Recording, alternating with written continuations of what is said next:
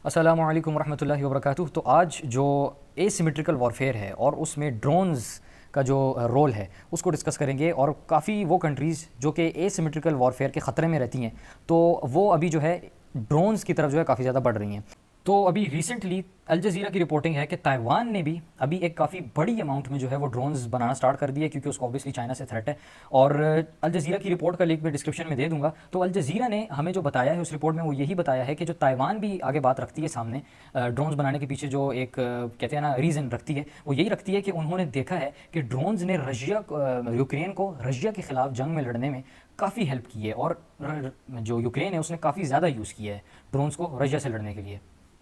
और जो ताइवान और चाइना है उसके बारे में भी हमें पता है कि चाइना जो है ऑब्वियसली ताइवान को उसका थ्रेट होता है कि यार ये आके हम पे इन्वेड ना कर दें किसी भी टाइम। और स्क्रिमिशेस जंगें तो उनकी हिस्ट्री पास में भी हुई हैं।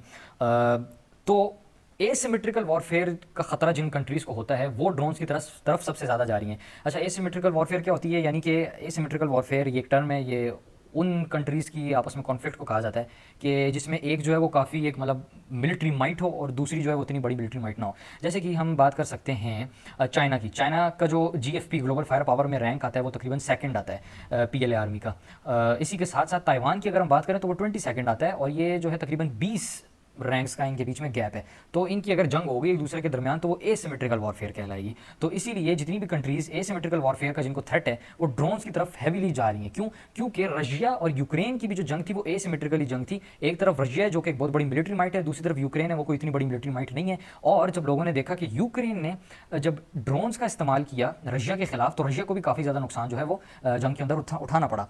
तो इसीलिए अभी जितने भी दुनिया की ये कंट्रीज़ हैं ना, वो जो एसिमेट्रिकल वॉरफेयर के थ्रेट में वो ड्रोन्स को बल्क में जो है वो तैयार करने की तरफ आ रही हैं और इनमें इनोवेशंस भी कर रही हैं।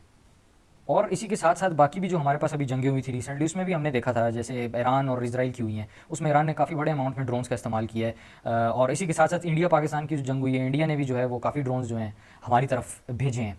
तो ड्रोन की तरफ जो है ना अभी ये वॉरफेयर दुनिया की जा रही है। तो जहाँ तक ताइवान की बात है, अल जज़ीरा ने ये रिपोर्टिंग की है कि ताइवान ने भी जो है वो अपने स्टार्टअप्स को फंड करना स्टार्ट कर दिया है ताकि वो जो है ड्रोन्स बनाएं।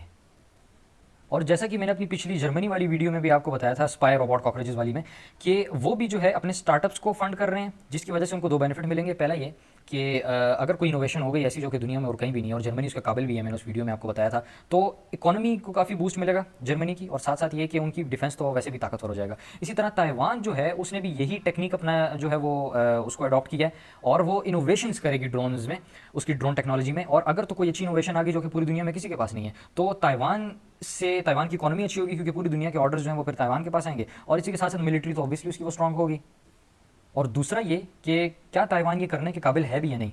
हमें पता है ताइवान ये करने के काबिल है, और दुनिया के जो 90% मोस्ट एडवांस्ड सेमीकंडक्टर्स होते हैं वो जो है वो ताइवान में बनते हैं, और ताइवान जो है वो बाकी मुल्कों को एक्सपोर्ट करता है। तो ताइवान जो है वो टेक्नोलॉजी में आगे है और वो इनोवेशंस करने के काबिल है। इसी के साथ साथ एक बड़ी अच्छी जो है वो चीज़, जो एक मतलब लेजिस्लेशन पास करवाई है ताइवान ने, और वो जो फंड दिया है कंपनीज को, अपने स्टार्टअप्स को, वो ऐसे ड्रोन्स बनाने के लिए जो है दिया है जो कि मिलिट्री पर्पजेज़ के लिए भी यूज़ हो जाए और डुअल पर्पजेज़ के लिए भी यूज़ हो जाए। वो डुअल पर्पजेज़ होंगे जो कि मिलिट्री के लिए भी यूज़ हो सकते हैं और कमर्शियल पर्पजेज़ के लिए भी यूज़ हो सकते हैं। यानी कि अगर आपको मिलिट्री में इस्तेमाल करना है आप कर सकते हो, और अगर आपको मिलिट्री की फॉर एग्जांपल जंग वंग कुछ नहीं हो रही है, मिलिट्री की जरूरत नहीं है, तो आप उसको कमर्शियली जो है वो आप इस्तेमाल कर सकते हो। लेकिन फॉर एग्जांपल जैसी जंग स्टार्ट हो गई, अभी आपको ड्रोन्स की ज़रूरत है, तो आप जो है उसको एकदम से कमर्शियल, क्योंकि वो डुअल पर्पज़ है ना, तो आप उन्हीं जो ड्रोन्स हैं उनको अपनी जंग के दौरान भी जो है वो इस्तेमाल कर सकते हो। तो ये एक बड़ी अच्छी चीज़ है, क्योंकि इससे जो है आपके ड्रोन्स लाइक वो ऐसे फजूल नहीं पड़े रहेंगे, और वो लाइक दोनों तरफ जो है ना वो आपकी इकोनॉमी में भी, क्योंकि कमर्शियल ड्रोन्स होंगे तो इकोनॉमी में भी और मिलिट्री दोनों में जो है वो कंट्रीब्यूट करेंगे।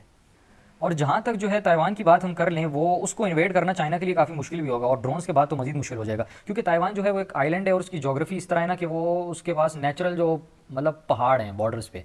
तो ऐसा नहीं है कि भाई जो है चाइना मतलब हर तरफ से जो है वो दाखिल हो सकता है ताइवान के अंदर, नहीं। कुछ स्पेसिफिक लैंडिंग साइट्स हैं जिधर जो है चाइना लैंड कर सकता है ताइवान को, अगर उस पर उसने जंग करनी है या इन्वेड करने के लिए। और ताइवान ने जिधर ड्रोन्स सेट करने का भी डिसाइड किया है ना, वो वही साइट्स हैं कि जो पोटेंशियल लैंडिंग स्पॉट हो सकते हैं चाइनीज़ इन्वेजन के केस में। तो उधर जो है वो जो सी ड्रोन्स नहीं होते हैं वो जो है वो ताइवान डिप्लॉय करेगा चाइना के थ्रेट की वजह से। तो पॉइंट ये है कि मतलब जब ये भी ताइवान कर लेगा ना, ये स्टेप भी ले लेगा, तब जो है ताइवान को इन्वेड करना चाइना के लिए मुश्किल हो जाएगा। और चाइना जो है वो फिर ऐसा कोई स्टेप लेने से पहले सोचेगा। और एक क्रक्स और मैं बता दूं पूरी बात का, वो ये है कि भाई दुनिया जिस तरफ बढ़ रही है और दुनिया काफ़ी ज़्यादा अनसर्टेन है, इसीलिए मैंने अपनी जर्मन स्पाई रोबोट कॉकरोचेस वाली वीडियो में इस चीज़ को डिटेल में डिस्कस किया था कि पाकिस्तान को जो है अपने पाँव पर भी खड़ा होना पड़ेगा, क्योंकि पाकिस्तान ड्रोन्स और मिसाइल्स के अलावा और कोई चीज़ अपनी मदद मतलब खुद से नहीं बनाता, सारा कुछ चाइना की मदद से बनाता है या यूएसए से मंगवाता है।